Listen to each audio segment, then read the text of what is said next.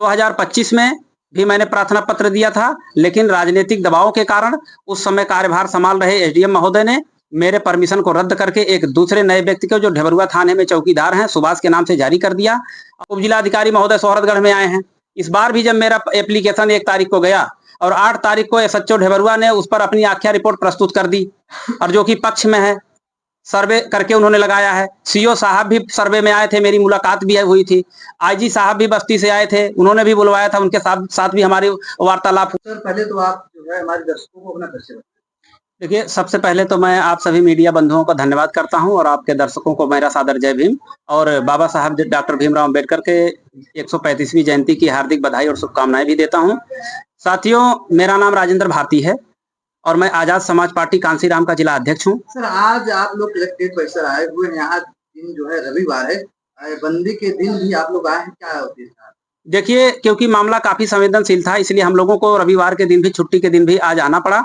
और मैं 1 अप्रैल 2026 को सोहरतगढ़ उप जिलाधिकारी महोदय को अपना प्रार्थना पत्र भेजा था बाबा साहब डॉक्टर भीमराव अंबेडकर की जयंती के लिए, जो परंपरागत नगर पंचायत बढ़नी में मेरी अध्यक्षता में मेरे नाम के परमिशन पर होता आया है। और 2025 में भी मैंने प्रार्थना पत्र दिया था, लेकिन राजनीतिक दबाव के कारण उस समय कार्यभार संभाल रहे एसडीएम महोदय ने मेरे परमिशन को रद्द करके एक दूसरे नए व्यक्ति को, जो ढबरुआ थाने में चौकीदार हैं, सुभाष के नाम से जारी कर दिया और मुझे परमिशन नहीं दिया गया। लेकिन उस बार हम लोगों ने कार्यक्रम बिना परमिशन के किसी तरह से कर लिया और फिर मैंने उस विषय को लेकर के, उस समय में जिलाधिकारी रहे, उनको मैंने अपना प्रार्थना पत्र दिया था, उनको अवगत करवाया था इस मामले को लेकर के। फिर उस समय में जो कार्यभार संभाल रहे एसडीएम सोहरतगढ़ थे, उनके द्वारा कहा गया कि ठीक है भैया, इस बार बात बिगड़ गई है, लेकिन अगली बार आपको परमिशन दे दिया जाएगा और आप इस मामले को यहीं क्लोज कर दीजिए। फिर हम मान गए।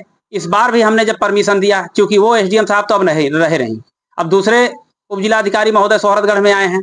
इस बार भी जब मेरा एप्लीकेशन 1 तारीख को गया और 8 तारीख को एसएचओ ढबरुआ ने उस पर अपनी आख्या रिपोर्ट प्रस्तुत कर दी, और जो कि पक्ष में है, सर्वे करके उन्होंने लगाया है। सीओ साहब भी सर्वे में आए थे, मेरी मुलाकात भी हुई थी। आईजी साहब भी बस्ती से आए थे, उन्होंने भी बुलवाया था, उनके साथ भी हमारी वार्तालाप हुआ था। सारी प्रक्रियाएं होने के बावजूद एसडीएम महोदय कल मुझे बुलाते हैं और कहते हैं कि आपको परमिशन नहीं दिया जाएगा।